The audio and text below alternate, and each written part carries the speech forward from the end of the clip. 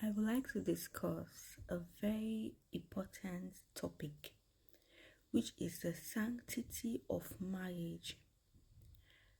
The sanctity of marriage is something that is very important for anyone who wishes to enter into marriage.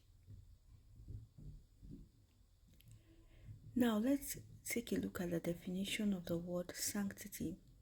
Sanctity means a state of being holy, sacred, or set apart for a specific purpose.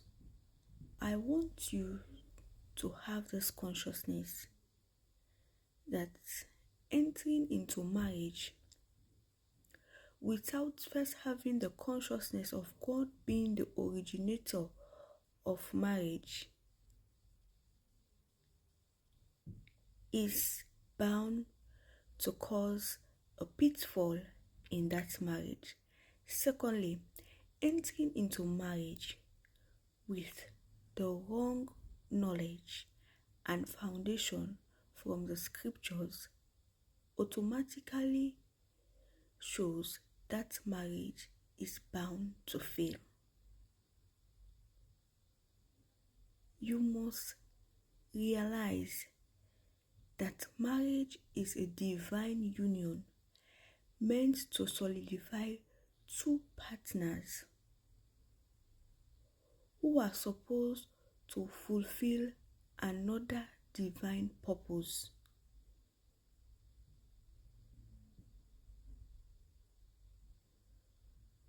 I want us to take a look at some scriptures that talks about the sanctity of marriage, and you can see those scriptures in Ephesians 5 from verse 20 to verse 28. It admonishes the husband, being the head, to love their wives as Christ loved the church.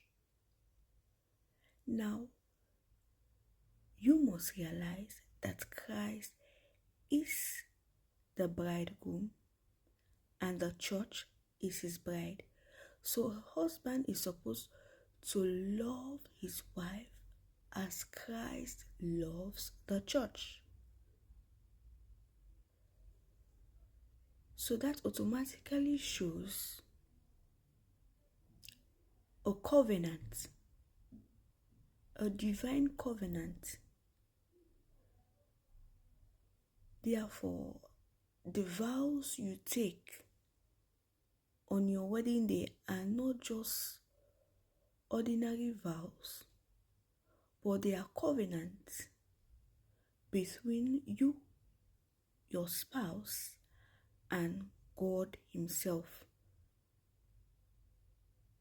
That shows how sacred a marriage is.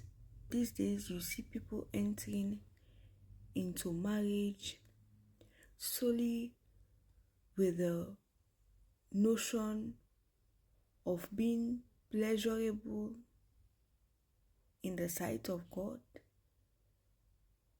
They enter into marriage solely with the notion of finding financial security,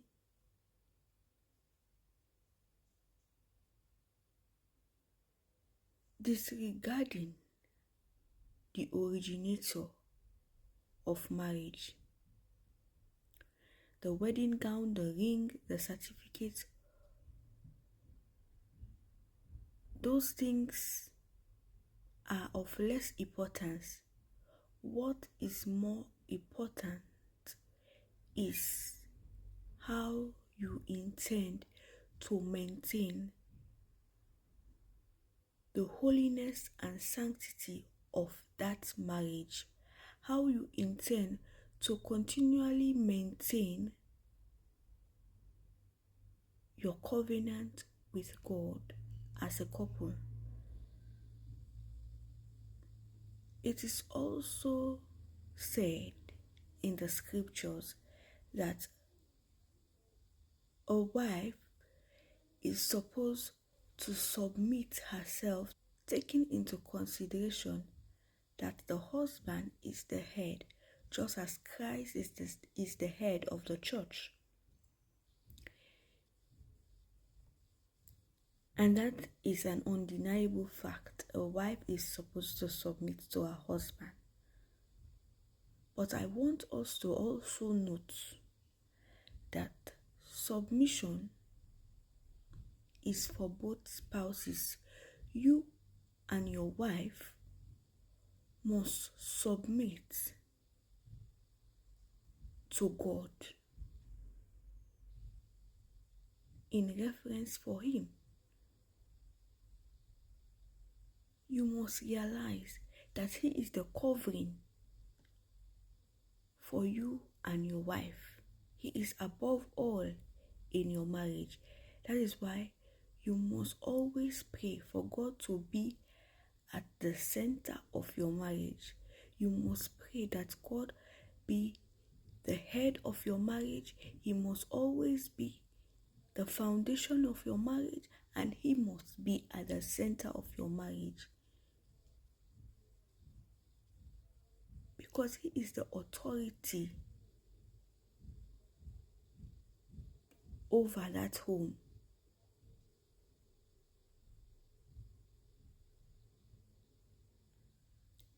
The scripture also says that a husband should love his wife just as he loves his own body. Now let's take a look at scripture in Mathew,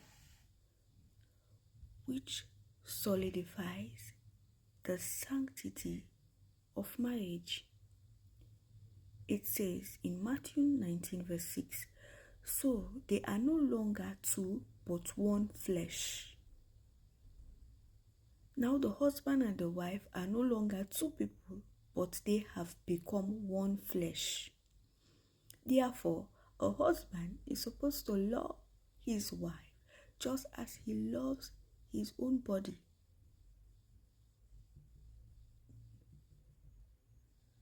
Because you and your wife are now one.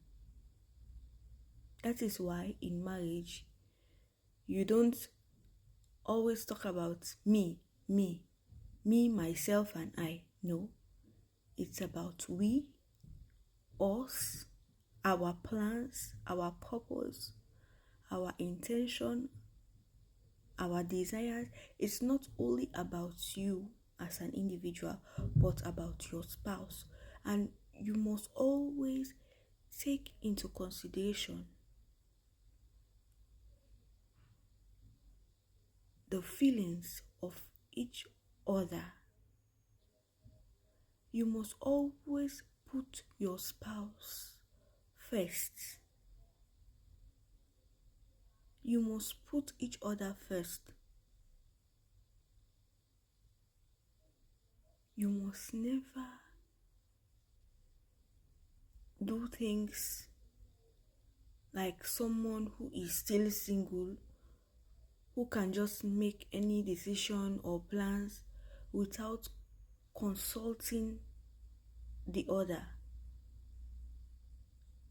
You must both have love, patience, and respect for each other in that marriage. Henceforth, have this realization that there is more to marriage than just signing a wedding certificate, wearing the ring, putting on the gown. Marriage entails much more than you can even think about. It's supposed to be sacred. It's supposed to be holy. It's not just about being sexually pleasurable in the sight of God in marriage. It entails more than that.